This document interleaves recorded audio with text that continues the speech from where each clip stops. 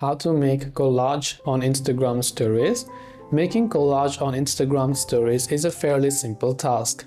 Open up Instagram and then go about first of all creating a story. When you do that, there are many ways to create a collage.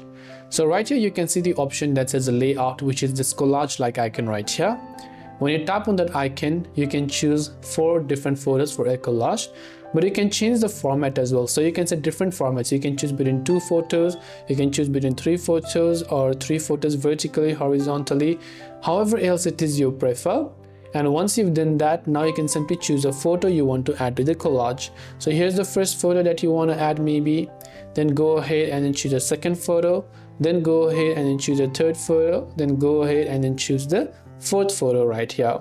And once done, you should be able to go ahead and tap the OK button, and then you can just hit the arrow icon right over here, and then you'll be able to make a collage on Instagram stories.